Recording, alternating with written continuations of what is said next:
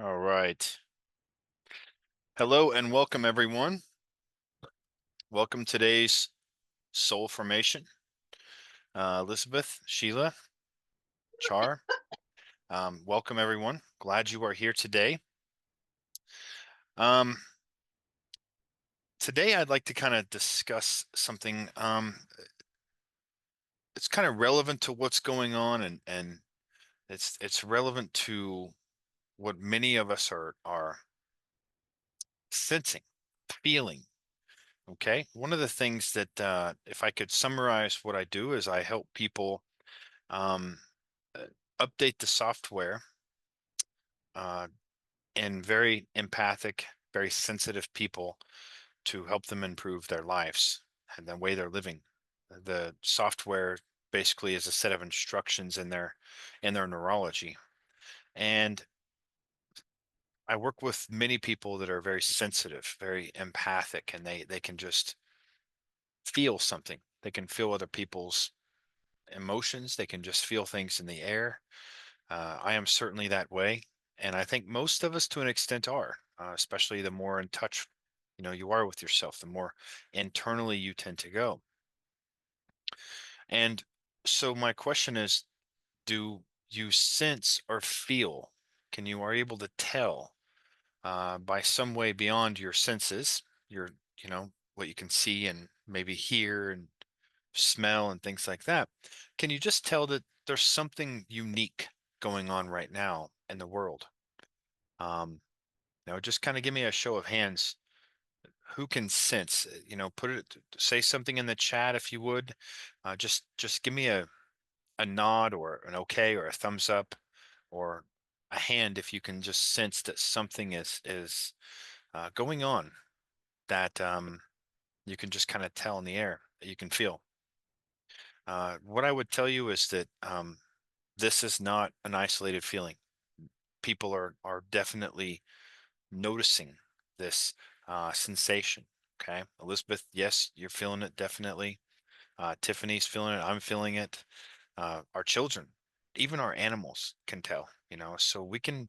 This isn't an isolated event to where it's just happening to us. We can definitely tell something has taken place, and this has even led to a meeting where people, um, brilliant people, spiritual leaders and scientists and people that really understand social dynamics all got together from different parts of the globe, from all different areas of the globe, and they all met and collaborated in a first of its kind, very unique meeting to investigate and kind of put their heads together on this exact phenomenon I'm describing.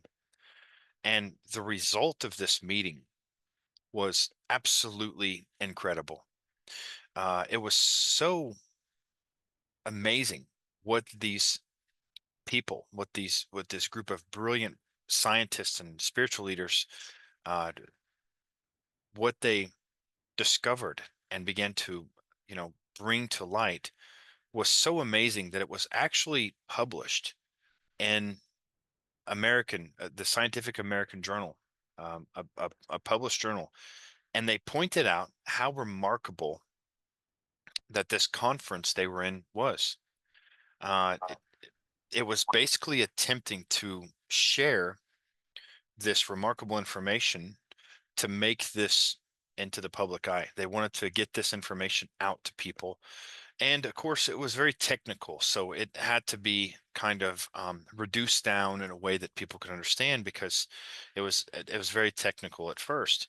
And it was actually in an article that was called The Crossroads for Planet Earth. The Crossroads for Planet Earth. And of course, this was published in a journal. And amongst the things that they discussed in this group was they even put this in quotes: the human race is at a very unique turning point um, in their own history, in their own evolution. And the question that comes from this is, you can just understand the amazing thought process they were having with this kind of question generated is, will we choose to create the best of all possible worlds? And The one thing that was of specific importance, focus for this meeting, was that we are just not at one single problem that we're facing on planet Earth as a species today, but we are actually living simultaneously in our world with five different events that are all happening right now. And each one of these five events in of itself, if it comes to conclusion, could could definitely mean the end of our civilization, humanity, maybe even life on Earth. So it's not something to put a bunch of fear about. It's not something to get totally worried about.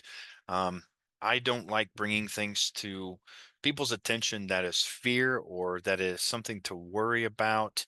Um, Anything that makes us feel helpless and hopeless. I'm not about that kind of message, but just to have the awareness of these five events that are happening simultaneously right now, and it's very unique because, to our understanding, this hasn't happened before. Um, a professor Wilson from Harvard, E.O. Wilson from Harvard University, said that we are approaching a moment that um, he referred to as kind of a bottleneck where everything is kind of getting compressed, squeezed together in a way that our ability, our resources, and our ability to really pull together as a species is going to be tested to the limits. And when it comes down to it, uh, many of our biggest problems that we are facing in the world today. This is one of the first things I share with all clients in my event on November 16th. It's free. It's one of the first things I will share. One of the most disempowering false assumptions that are plaguing us today and are continuing to spill over in our life is that, and it's a claim that science made in basically the 1800s, basically. So it's was claimed by science, and it still has survived, and it's continued to be kind of the backbone of mainstream science today. Mainstream media, mainstream educational systems, certainly anything that has to do with government, anything that has to do with research, anything that has to do with any kind of funding. Okay, and this these claims are, the first one is that science had once claimed that 95 to 98% of the universe is completely empty space. So in other words, Alicia, I see on camera. Okay. Thank you for being here today. Glad to see you. One of the false claims of science is to say that the space between us, wherever you are and wherever I am, we're looking at each other through Zoom screen right now. All this space between us is just nothing, empty space. One of the claims that we've been told is all this space around us, the space between us, even through something like a Zoom camera, is just empty space. There's nothing in it. Okay. That was the first one. They said that about 96, 97% of the entire universe was just empty. There's just nothing in it. And the remaining 4% was the what you could call mass, atoms and you know building blocks of things, solid substance that we can feel. The other second assumption that has been plagued upon us, that survived all this time, that still is going relevant today, is that um, our inner experience as human beings of thought, of our feelings, of our emotions, of our beliefs, our perceptions, these have zero effect on the outer world. So again, the first belief that's false is that all space around us is just empty, meaningless space, and that our inner world, our feelings, our emotions, our perceptions of things have absolutely zero effect on the outer world. And these are both completely false. They've been um, completely debunked. We now know that this stuff is, even though it's still mainstream, even though it's still taught, even though it's still conditioned in us, is absolutely 100% false. And if you have been familiar with me or my work in the past, or you've read my book, um, you've heard me kind of discuss this in a way. And what the science is now understanding is that there's this field of intelligent energy. And many times people, uh, I have discussions with people, and one of the things that I tell them is the the work that brought me into being a minister, the work that brought me into doing this, the work that brought me into talking about divine and God and everything else was science that really gave me a better understanding of this. The more science I looked into, the more I definitely became a man of God. And it's this new science, not the mainstream science that we're told, that says there's this field of intelligent energy around us. And it actually occupies all of this so-called space between us. It occupies all of it. And it's it basically, this stuff that we were told is empty has an intelligence into it. And the reason why it's called intelligent is because it's fascinating in the way that it responds to requests and commands and intentions that we have as people that come from human beings.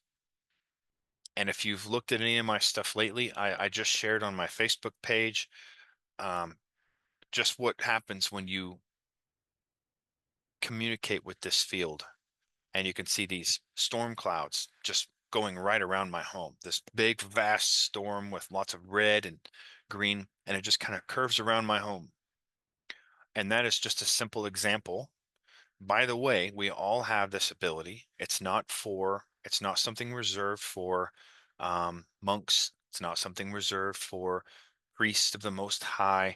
It's not something that is, it's not even something just for people that are specific practitioners or, you know, seasoned meditators. We all have this ability within us to communicate to this intelligent field that responds to us. That intelligent field is so new to this science that it doesn't even have really a name. They don't even have a name for it. It's been called many different things. Um, it's intelligent. It responds to requests, commands, and intentions of humans, and it's divine. It's power. It's God. It's universal infinite intelligence. You could name it many different things. People have called it everything from the field to the quantum hologram. It doesn't even have a real pinpoint name. But the point is, it recognizes a language. It definitely recognizes a language that you and I, all of us, have been equipped with. We have been equipped to communicate in this language, and that language is not words. That language is not anything that we voice out that comes through our lips. That language is feeling and emotion. Feeling and emotion. It's not what we think about, it's what we feel. And that's why we hear the term, as a man thinketh in his heart, so is he. Not thinketh in his brain, thinketh in his heart. That's a very powerful difference that I want you all to really understand. There's a very powerful difference between the two. Okay? Not what you think, what you feel is everything. And that feeling is a language that this responds to. Our bodies and our lives, what we experience, the relationships we have, the suffering that we maybe endure, um, the poverty that we face, the hardships that have come on us, all materialize from this field. They all materialize from this intelligence. And when we begin to understand this, we can have a perceptual shift of going from I'm a victim to things happen to me, life happens to me, to an actual creator. And it's what Jim Rohn called level of maturation, a level of maturation. When a person reaches the moment when they know and they take responsibility for everything happening in their life, may be tough for some people, Maybe some people aren't quite ready there yet. They're not quite ready for that. But when a person decides that, hey, you know what? I've created this mess and I can create something else. That is what Jim Rohn refers to as you're passing from adolescent into adulthood, right? So when you understand this, you can, there's some excitement behind it. You can see how essential it is first to start to protect your focus on where you direct your attention and begin the process, even if it's slow, of refusing to let negative thoughts, negative seeds from beginning to take root and sprouting. And that would be my overall message today. First, I want to share with you what we know, what we've discovered. Maybe you've heard this many times before, maybe you've heard it from me, maybe others, but it's definitely worth sharing. And when a person comes to me and they want to improve some area of their life, the first thing I say is, we can't do it alone. If you've been familiar with my work in the past of holographic manipulation therapy, helping people update their software, that's 50% of it. 50% is getting rid of the faulty uh, programs, the malware, the software that's not serving us anymore because of early decisions we made in early life. But the other 50% of it is easily understanding this field of intelligence that doesn't judge, doesn't analyze, just simply mirrors back to you who you really are. And what's fascinating is the findings that we're seeing in this science absolutely correlate with some ancient scripture of the Bible, scriptures that have been, found in the Dead Sea Scrolls, scriptures that correlate with all kinds of various religious texts. Okay. And when you understand this, you can see how important it is to protect your focus and refuse to let negative seeds from sprouting. That's today's message, keeping negative seeds from sprouting. Now, we've all witnessed an election recently, and we all see that there are people that are completely uproared. There are people that are all over the country that are just fully upset, um, can't even get out of bed. They're just completely upset about what's going on. Not everyone, but some people. And I just want to use that as just one example. You're literally giving a message to that field of intelligence when you have that. Maybe it's related to the election, could be related to an in-law. It could be related to your own spouse, your own boss, your coworker. It could be related to something that happened long ago, a divorce, a bankruptcy. When you allow your focus to uh, dwell on things like that, you're actually sending a very clear message to this field, and you're only going to recreate more of the same misery, more of the same suffering, more of the same whatever it might be. And each of us are exposed to things through social reaction, through the voices that we hear of other people around us, maybe even the voices we hear in our own head, that if we let them, if we let them take root, will definitely keep us from achieving our dreams, our dream outcome. Each one of us has a dream outcome. Whoever you are, you have a what I call a dream outcome that once in a while floats to the surface, that your soul is here to do, that you're meant to fulfill. And it could be the voice in your own head, it could be the voice of around you, it could be the voice from people on TV telling you, the first one to tell you, why don't you just give that up? You can't do it. Not with your condition. You don't have the resources, you don't have the connections, you don't have the money, you don't have the whatever it might be. And if we allow those things to take root within us, um, it absolutely is going to sabotage our ability to fulfill our dreams, to fulfill our destiny.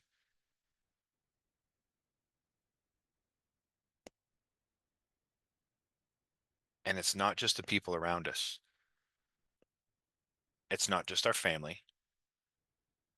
It's the entire global scale of media um, that delivers fear, giving us messages to the masses, comments about everything from economy to inflation to division to violence. I hear so many times, and I just had this conversation with a friend yesterday. When we hear people say the economy's doing bad, but yet whenever I go into town, when I go into Broken Arrow, Oklahoma, I can't help but always notice there's some really awesome car, maybe a really beautiful Corvette or somebody driving a pristine 60s muscle car. Somebody's driving a nice beautiful car, and when I see that, or a nice truck or something like that, when I see that, it's very clear that the economy's not bothering them. They're enjoying life. The question is, what's the difference? They're likely not letting those seeds dwell in them. They're likely not listening to that message. They're likely not allowing those feelings to take root inside of them. And they're likely very involved in something else, putting focus on other things, growth, uh, you know, whatever it is, growth, providing a service for others, feeling abundant, feeling like they deserve it. And that field is just only going to reflect how they feel. The same with health and healing. I see 70-year-old people that are smoking cigarettes and they go, follow me. And they just run up these stairs and you go, how'd they get up there that fast? 70 years old. And then you see people that are younger that they can't even get out of a car on their own. They're just crippled in pain. And the question is, what are they dwelling on? What seeds are taking root inside of them? What's that field reflecting to them? What's the higher intelligence giving them back because of what they're giving out to get worked with, right? So you can see just from some of these examples and probably more that you could think of or maybe even see in your own life, just how essential it is to protect your mind, how essential it is to protect your focus. Um, each one of us will be exposed to things where people will try to sabotage your dreams, and that's where you want to do whatever you can to protect your mind. Um, the scripture is very clear. The scripture even tells you to protect your mind. Okay, and these things that I'm talking about, from people, from circumstances, from family members, they give you suggestions and thoughts, and they're almost like seeds. And when you give them emotional power and you dwell on them, they will always take root and become some kind of reality. And that's what this new science is telling us. There's a very powerful realization here. And that realization is it's not that this field of intelligence is just out there, like I was discussing. It's not something like out here. It's here within us as well. It's one within us. The power lies inside of you as well. Every atom, which is there's about 100 trillion atoms per cell of our body, and these atoms are constantly emerging and re-emerging, completely, uh, going in and coming out, moving within and moving without of this field on a constant basis, every moment, right now. And this means you're literally being rebuilt every moment. One of the realizations that I share with people, just to put this emphasis into play, is if a person has chronic pain, in other words, they've got back pain, shoulder pain, neck pain, a headache, something that sticks around for longer than 12 weeks, it's no longer something biomechanical.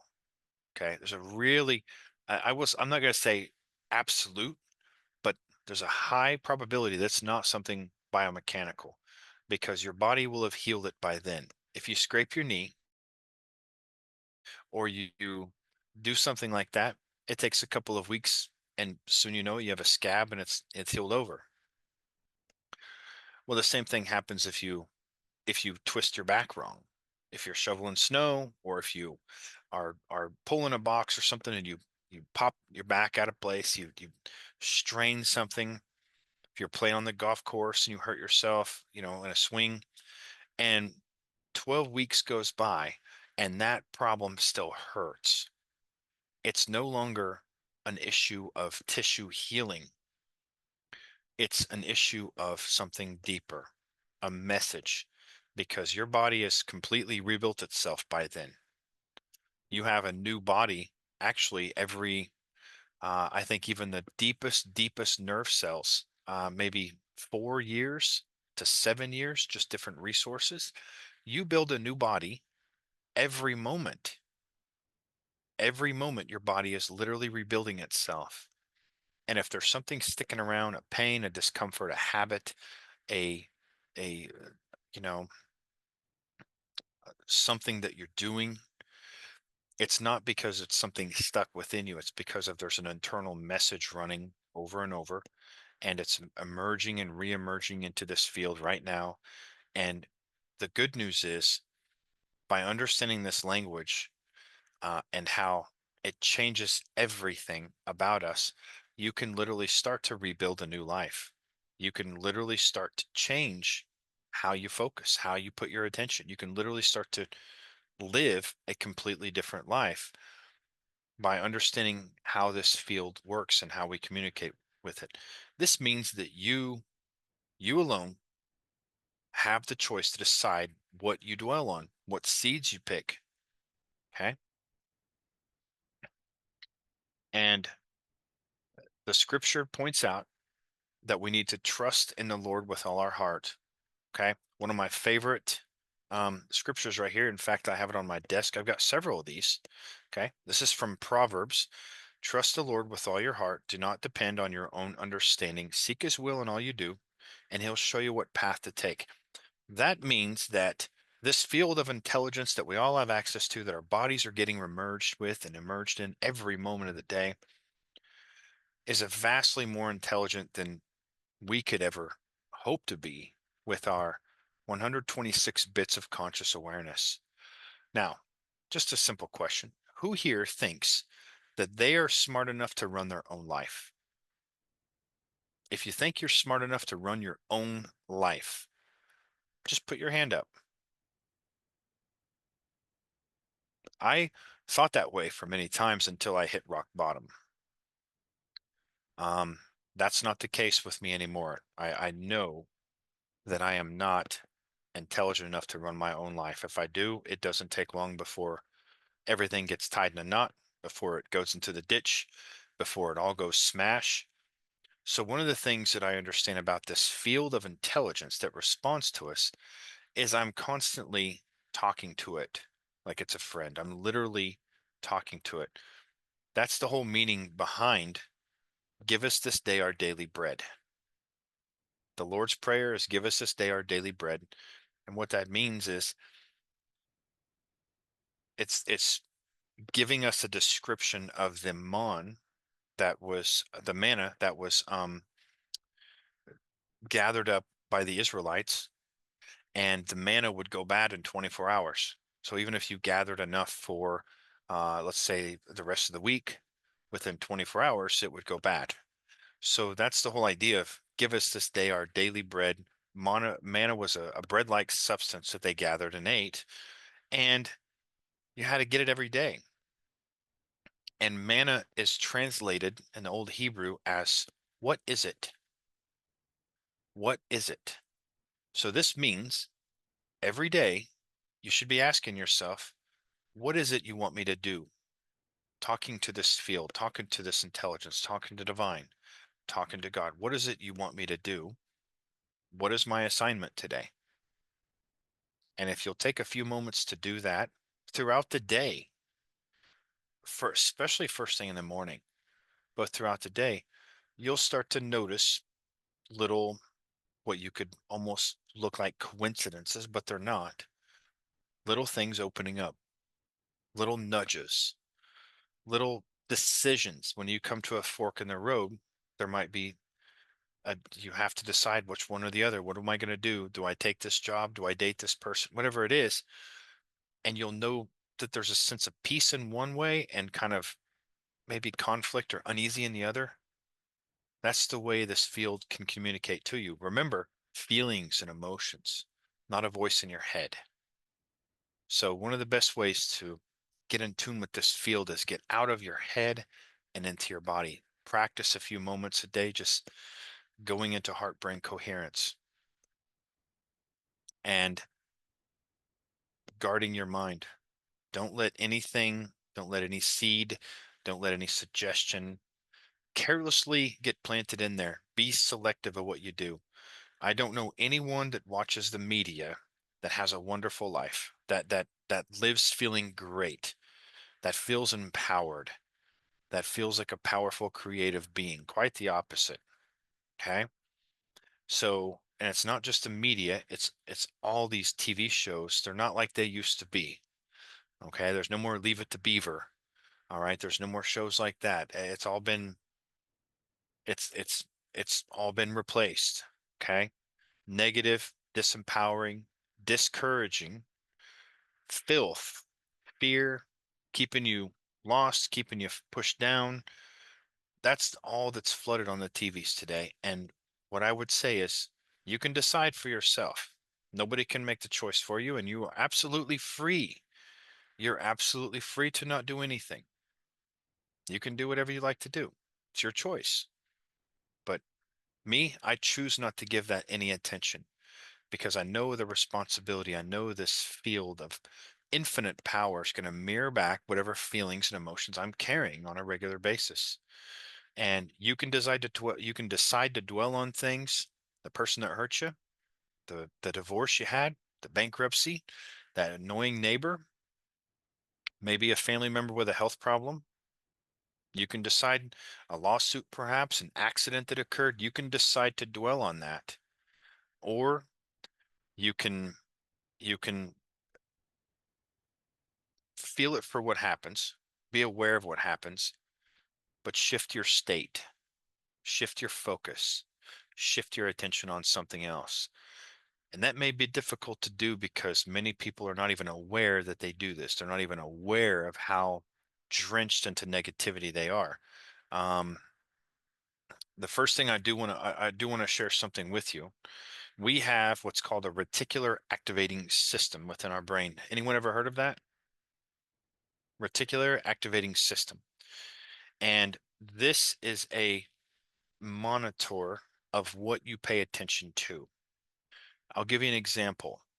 Have you ever decided to buy a new car? You decided I want this car. I really want this kind of car. I want this color and this kind of configure and hope it has that spoiler on the back and all those things. You wanted a car.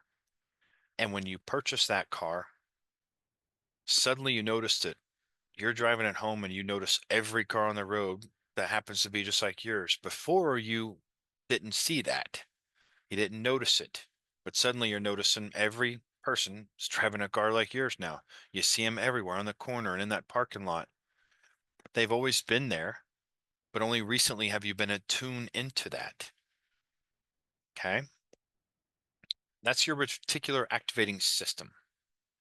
Or if you're scouting for something, looking through the house, you're going to notice, you're going to be looking for things that if you have a certain object that you're looking for and you're looking through your house, looking through your drawers, your reticular activating system is basically activated and looking for that. So you're looking in corners and everything else. Well, that RAS system that determines what you're consciously paying attention to is regulated by body feelings. And it has a huge gravitation towards negative. Anywhere from 4 to 1 to 6 to 1, your mind, your brain naturally is drawn towards negativity. You don't have to like it. You don't even have to accept it. But that's how we are wired. It's been published, it's been studied, and they've done some studies. So just to give you an idea, if you if you happen to find $20 bill laying on the ground somewhere on the sidewalk or in a in a tea shop or something, a coffee shop, if you found $20 laying on the ground and there was no one around and you picked it up and you go, all right, my lucky day, and you put it in your pocket, you only gain 1 unit of pleasure for that neurologically. But if you lost $20, if you had a $20 bill in your pocket you've carried for months, you know what's in there, one of those wrinkled up ones that survives the dryer, the washer and dryer, and you keep it on your dresser and you go somewhere and you grab it, you put it in your pocket, you know what's there, and you get to your destination and it's gone, you can't find it, fell out of your pocket, you actually gain 6 units of pain for that. 6 units of pain for that. 1 unit of pleasure for finding it, 6 units of pain for losing it. You're all wired to seek out and be more gravitationally pulled towards negativity. All of us are. And if you don't understand that and you don't work with it, you can get yourself in a hole very quickly by being filled with negativity, filled with the wrong emotions, resentful, anger, guilt, bitterness, whatever it is. And what message are you sending out to God to give you back? Right? So you want to take a moment and do some positive praying. You want to start putting things into the jar of positivity. That's why one of the things Tiffany and I both tell people is you want to get in the habit of finding gratitude for things. Sing the positivity where you can. Sing the little victories you have in your life. Sing the positive changes that come about whenever something happens. Because the more you can begin to dwell on that and plant those seeds and give power to those seeds, the more you are starting to give a different message to that field of energy that's there, that's waiting, that'll give you anything you want. That's why the scripture says what it says. It says, ask, believe, receive. You do not ask with your mouth and you don't ask with lips, you ask with your feelings. Okay? So the big message today, you can do yourself a huge favor by remembering what I shared with you about this power, this divine power that acts like a mirror. And when you hear those negative suggestions from people, whatever they might be, oh, you've got that fibromyalgia, there's no cure for that. Man, you're still suffering from this. You're still single, whatever it might be. Maybe you didn't ever meet the right person. I wouldn't take that new job. That's far too complex. When people give you a suggestion that's not taking you in the direction you want to go, let it go in one ear and out the other. Don't sit there and dwell on that stuff. The more you dwell on that, wow, what if I don't get better? Maybe I'm not smart enough. Maybe this is just how my life is supposed to be. When you do that, you start giving it power, you start feeling it, you start believing it, and it acts just like a mirror. So don't give those things permission to become a reality in your life because that is what we all are doing. Okay. And it starts by understanding that we all have a gravitation towards negativity. Work with that. There is just as much positive things you can find if you seek it out as there is negative. Now we're bombarded with negative, but you bet I watch TV. Okay. I don't watch TV programs. I watch positive shows. I watch scientific shows about the mind, and I'll listen to great motivational speakers. Sometimes sometimes, they've died years and years ago, but people, you can find them online. You can find great mentors. You can find great speakers. Like Jim Rohn was just one example I gave. People, you can find that stuff very easy and listen to it, and it will start to make you feel better. Start to make you feel better about yourself, feel better about your capabilities, and it will start to plant in new seeds that you can start to change the direction of your life by giving this divine power, something else to work with. All right. So again, thank you all for joining me today. Okay. We will see you next week. I hope you all have a wonderful week.